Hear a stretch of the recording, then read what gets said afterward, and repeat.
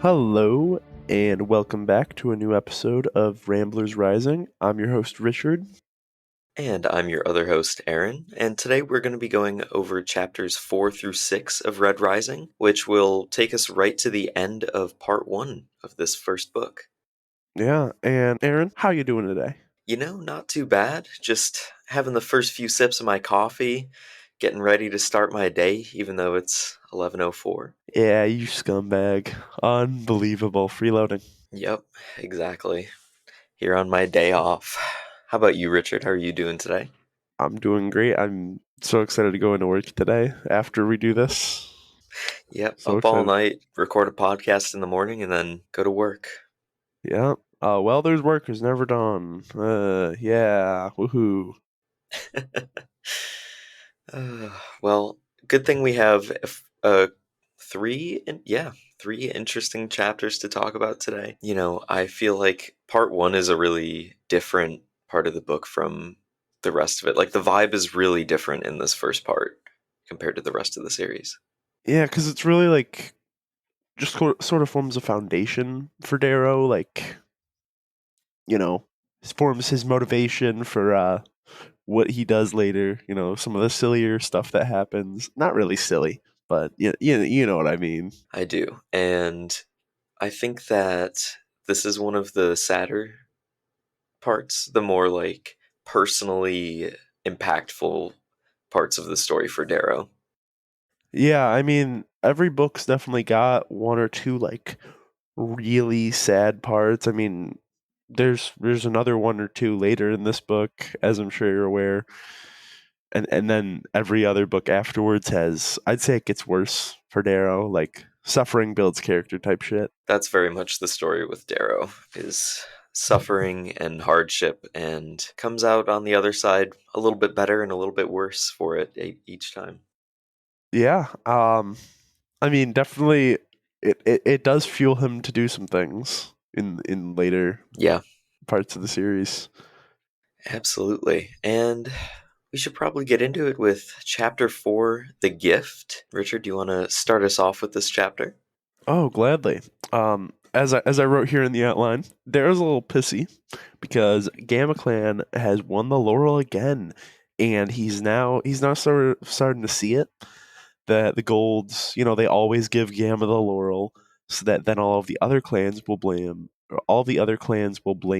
Gamma instead of actually realizing like, hey, the golds are controlling everything. Let's rise up.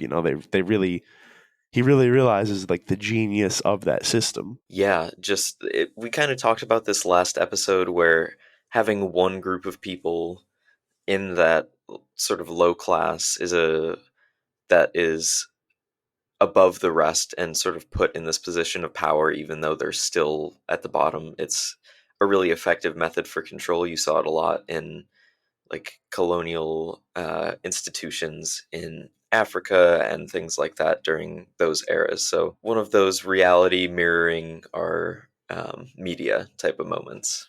Yeah, and like this is where he definitely starts to change a bit because before he really didn't think of like the golds as pulling scummy shit like that, you know.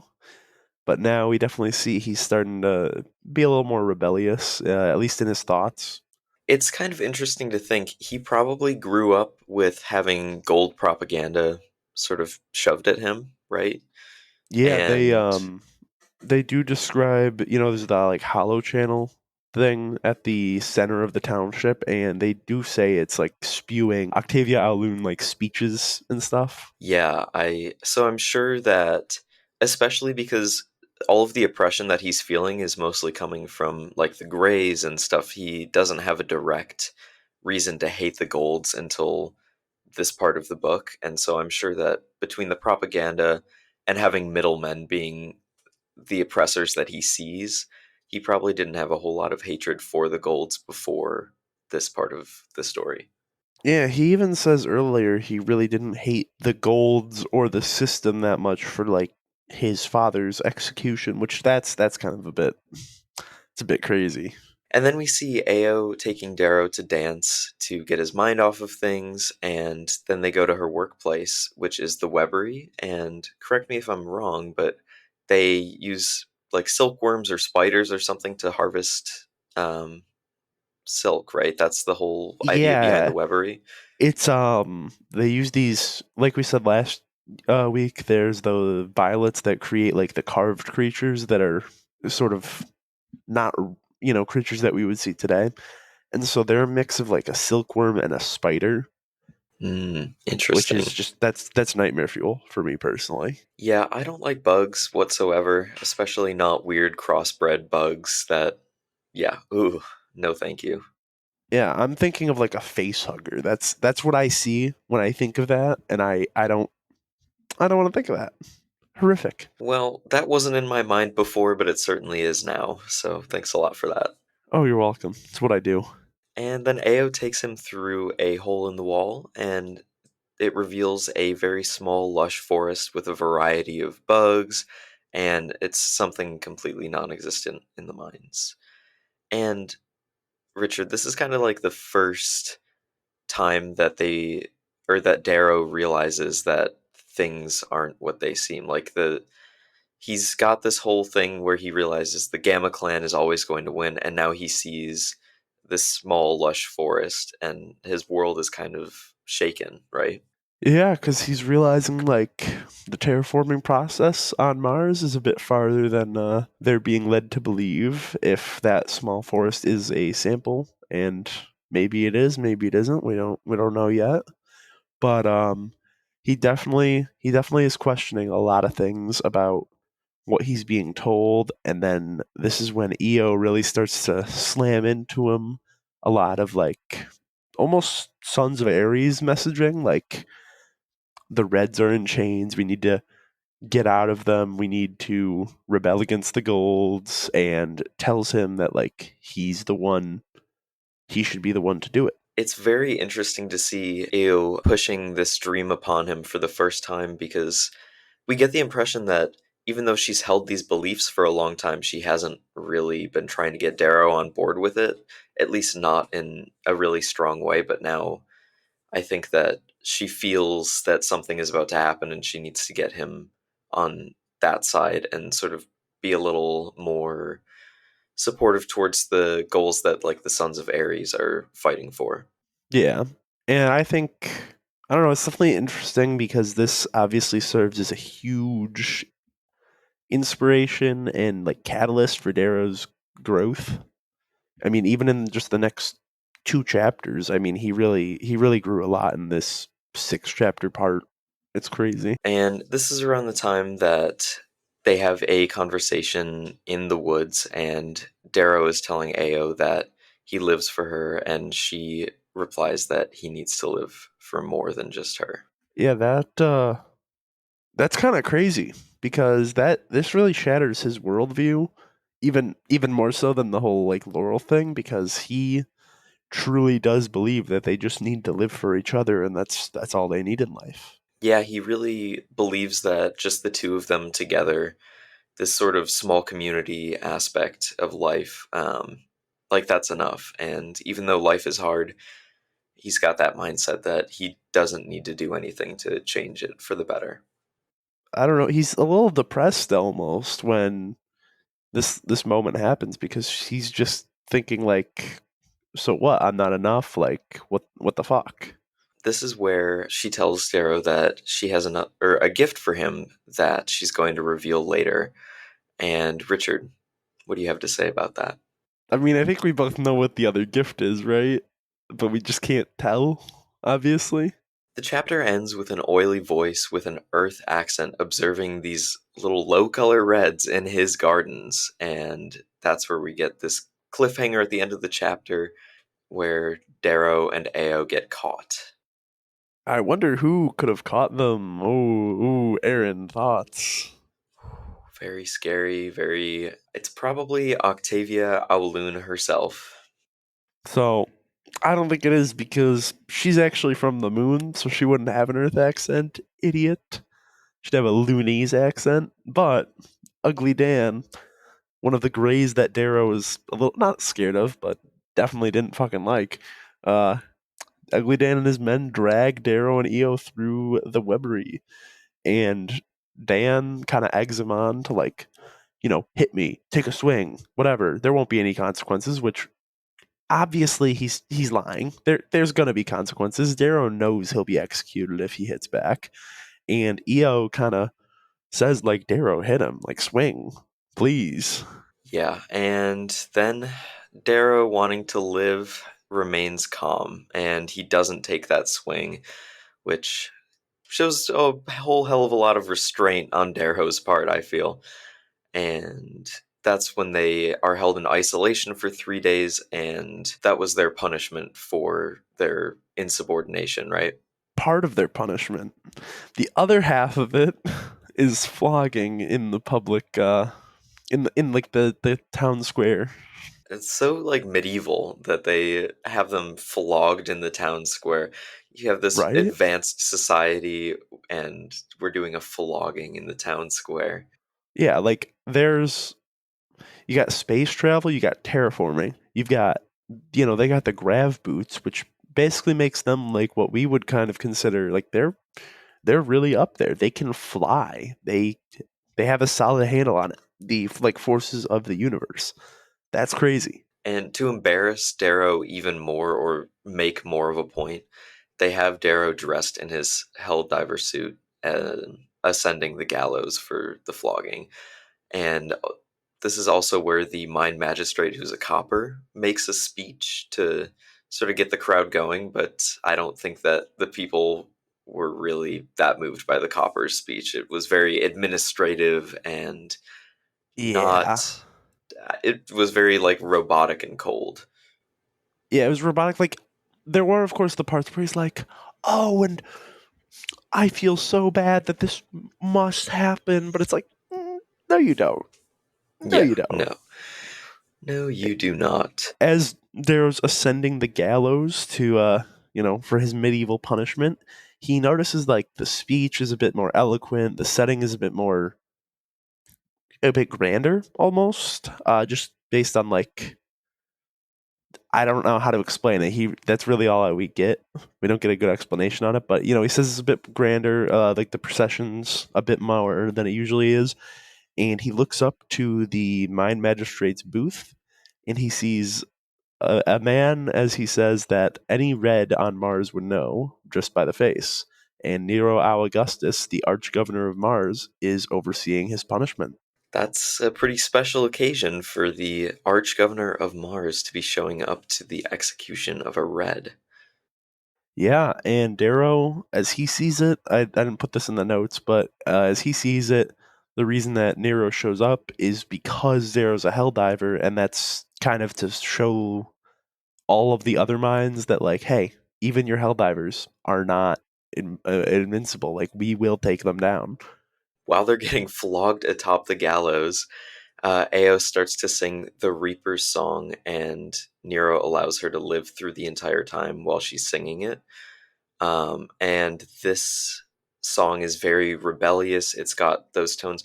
This is where the like Hunger Games vibes come in for me. It reminds me of the song from the Hunger Games franchise. Yeah. I don't remember what it's called. I'm gonna be honest. I don't remember Hunger Games too well anymore, but I know what you're talking about for sure. Yeah, I think it was like the Mocking Jay song or something like that. But yeah, that's what it kind of reminds me of. And as soon as she's done with this rebellious song, this is where Nero Augustus personally orders Ao's hanging. Yeah, and he's not like he's vile about it. I think the exact wording is like someone string up that like rust or something. I don't remember the exact wording. I'm not gonna lie because I was doing this till 3 in the morning. That's an oopsie. But he's pretty violent about it, and it's just like this is some like you gotta think of it in the context. Like she's 16.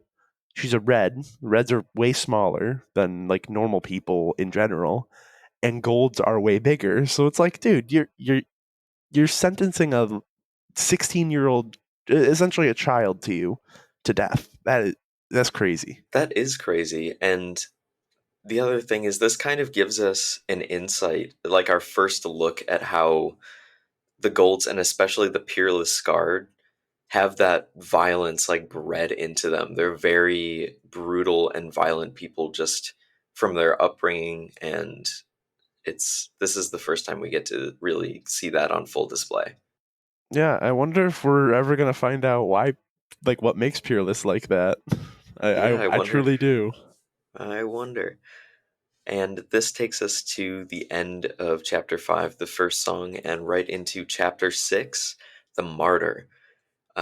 Darrow starts off this chapter by really just raging at the thought of his wife's execution. Obviously, it's a very human reaction to be just a little bit upset about your wife's execution being ordered. Yeah, especially since he's only known her like his entire life. Like, Yeah, but yeah, they do let whoever's being executed. They let the victim. I'm gonna go with victim because this is crazy. This is insanity. Um, call up like one loved one to tell, like, give their last words. And so Io calls her sister Dio up, and Darrow, of course, is a little bit not jealous, but he's kind of sad that she didn't call him up. And her sister just kind of like screams. Darrow says, like, "I will not forget that sound for as long as I live." And then Io. Io's last words to the world are "break the chains," which totally never gets repeated in the book at all. Darrow rushes in and kisses her ankle and then pulls her legs, killing her. Which I don't know if we explained this in the last episode. I think we might have talked about it a little bit how the family members have to pull the legs of the people being hung because the gravity on Mars isn't strong enough to kill them with a hanging. Oh yeah, we definitely did because I that was one of the quotes that I put in because I love that quote. Yeah, so what a fucked up thing to do. Not only are you killing the loved one, but you're basically forcing their family or friends to be participants in the execution as well. And that's it for little EO.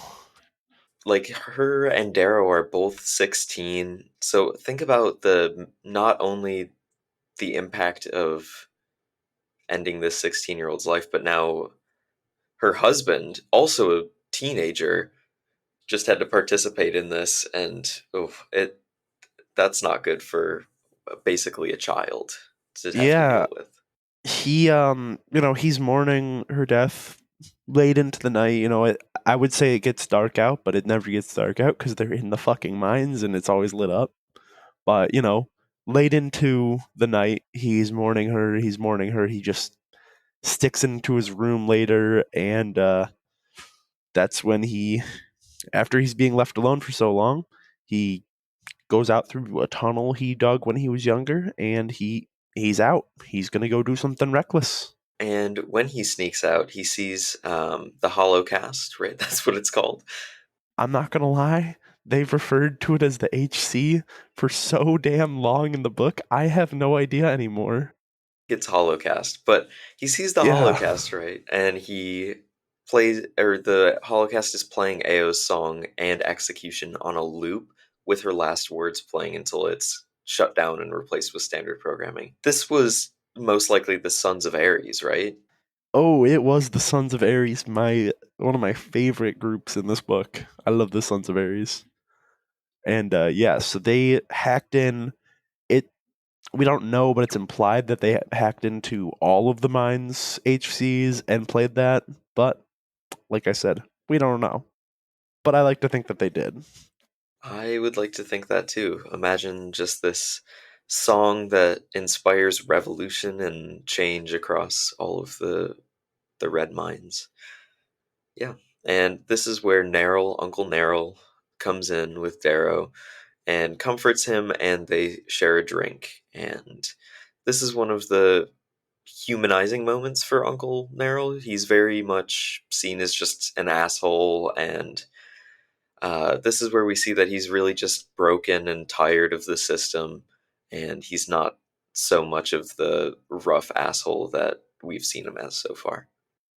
Yeah, the last they part ways and Darrow kind of realizes, like, he even says, like, I've been too harsh on Uncle Neril, and time has been too rough on him, given everything that's happened. I mean, he had to hang his brother, well, pull his brother's legs, when he was, I don't remember how old Neril is. I think he's like 30, maybe a little older, and it was 10 years ago that Darrow's father was killed, roughly.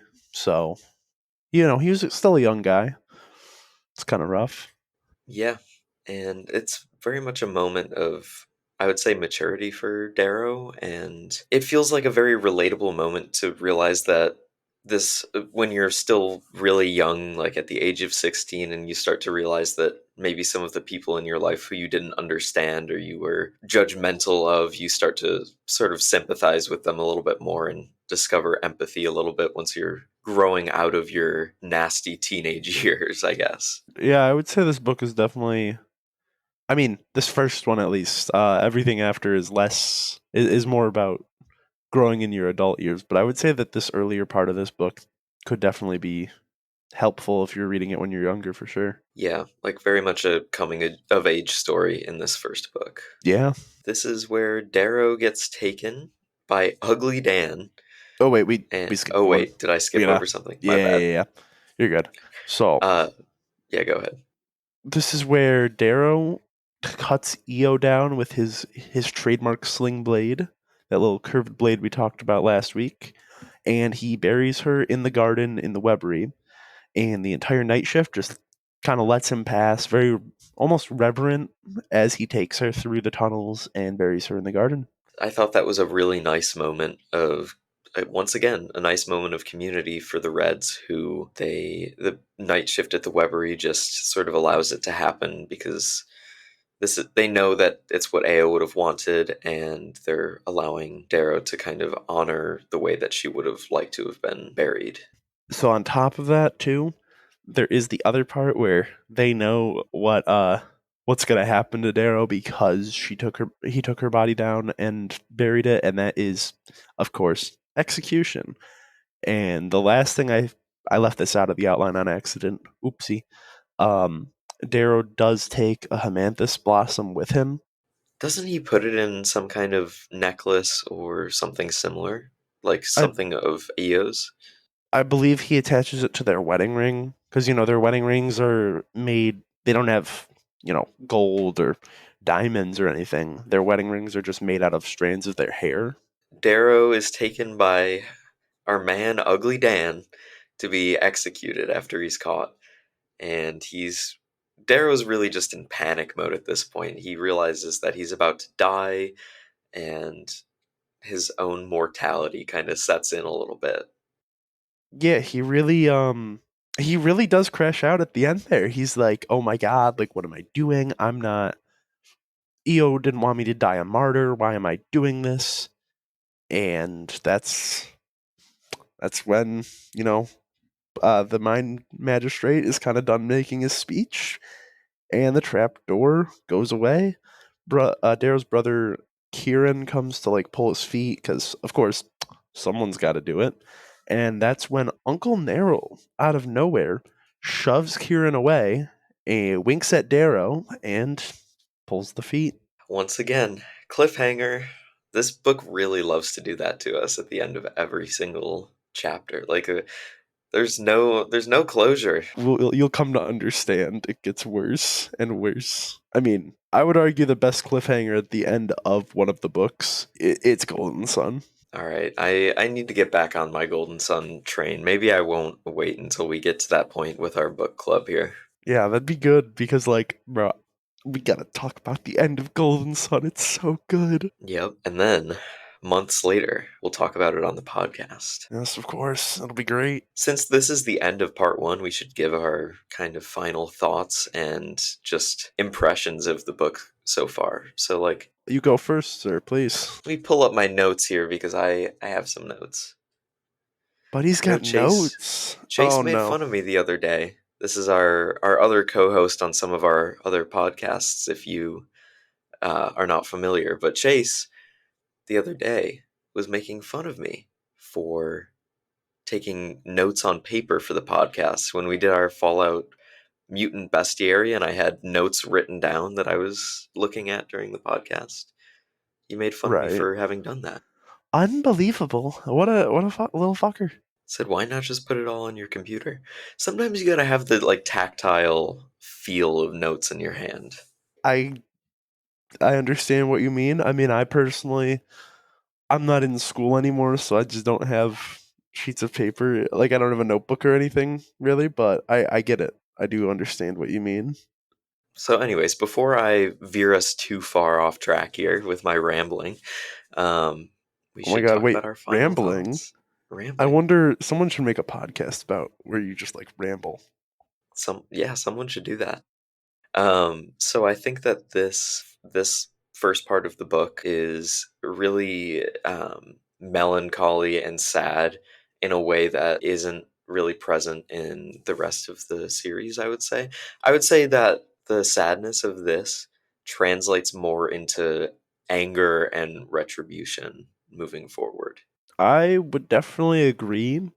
And of course once, there's definitely some events that will take that anger, that retribution and definitely amplify it here and there. And with what you said about it being like, a pretty sad part of the book of the series, I would definitely agree that it's the saddest like, part of one of the books because like, every book is it's 4 or 5 parts and while there are sad things that happen in a lot of them, this is definitely the most like soul crushing in my opinion.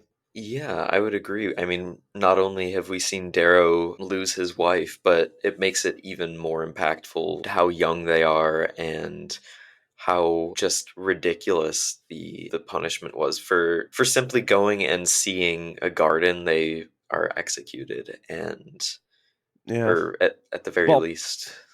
I mean, chain of events, yeah.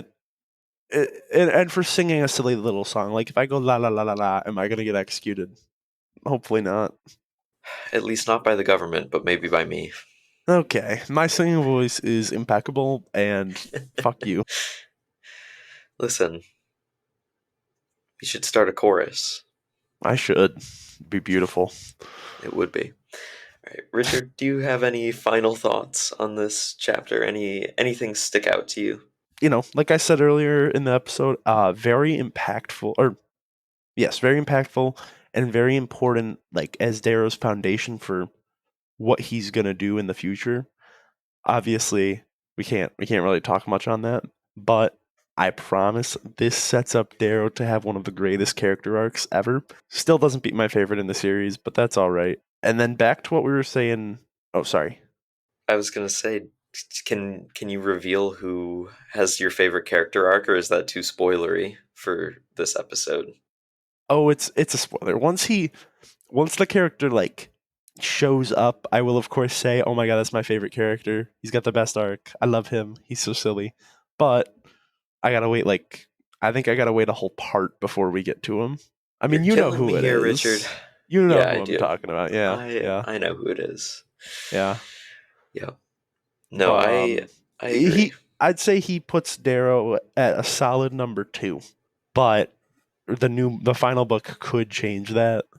Um, I don't know. We'll have to see. Yeah, it's kind of crazy, like trying to imagine where that character goes. Where it's crazy trying to imagine where all of these characters go with the like little tidbits you've said about them for since you're so far ahead of me.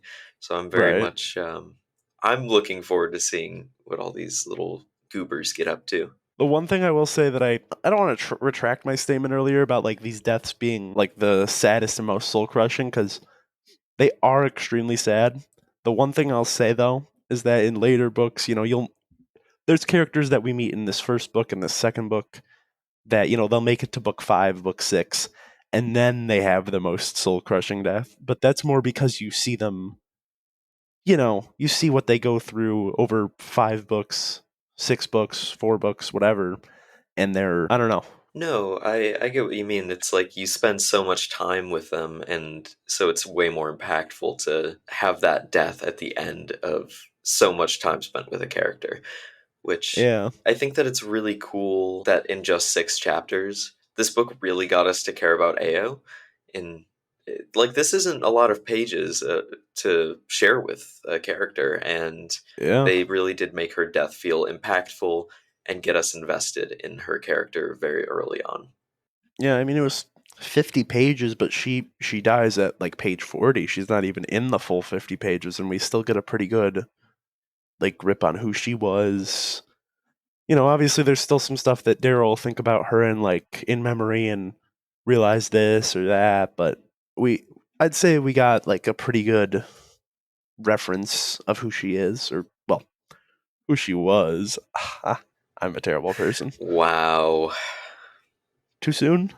Too soon. Too soon. Well, not for you and me, but too soon for anyone just reading up to part one. Yeah, no, for sure. Do you want to let people know how they can get a hold of us if you don't have any other points to make about this final? I think I'm fresh out of final thoughts on this chapter. I am too. I mean, you know me, I've talked about this book, the series a lot. So I kind of have refined and made it most efficient, like how fast I can get everything out. I'm just more experienced. What can I say? You write these outlines well and you write them fast. You get a lot of good information into them. Thank you. I appreciate that because I do feel like I skimp on some stuff sometimes, but You've got good outlines because I think that sometimes with a podcast outline, if you are doing too much, then you have no room for conversation, and it feels more like you're reading a script, which is never good. yeah. Yeah. Now my favorite part. I This is where I come and shine, truly. So, just like to Richard, say, of course. What? sorry, I just wanted to interrupt you so that you wouldn't have a good Oh my flow. fucking god. Fuck you. Let me shine. Let me spread my wings and fly. Am I good? Am I allowed to Yeah, go? you Okay. can go. All right. So first off, we just wanted to say thank you for listening to this new episode of Ramblers Rising, one of my favorite shows we've done so far. Here are a few ways to contact us. We've got our email, which is radioactive at thelorehounds.com. No caps or anything like that. We're pretty simple on that. We also have a channel set up for Radioactive Ramblings within the Lorehounds Discord server. You could send us a message, chat about the show, send me an app, tell me, hey, you suck. I don't want to listen to your voice. Whatever you got for me. Um, Also, we have the contact form that you can leave us messages for or messages on, and the voicemail option at thelorehounds.com. We also have a Twitter or X account at Radioactive141. And we'd appreciate it if you guys left us a rating on Apple Podcasts or Spotify or whatever. Thank you all for listening today. And before we let you go, I just wanted to make sure that everyone is aware that we are proud members of the Barovian Podcasting Network, which is run by the Lorehounds. And the Lorehounds are currently covering the Rings of Power, that's how they started, was with a Rings of Power podcast. And it's really cool to see them going back to their roots. They're doing Penguin coverage, Agatha all along, and there's a lot of great affiliates like ourselves. So you should go and check out Rings and Rituals, Woolshift Dust, Properly Howard Movie Review, the Severance podcast, the Star Wars Canon Timeline podcast, and most recently, Never Mind the Music. So if you want a bunch of great podcasts, check out any of those. There's going to be links to all of those in our show notes, as well as all of the information that Richard told you guys about for how to contact us. So, once again, thank you for joining us, and we hope to see you in the next episode.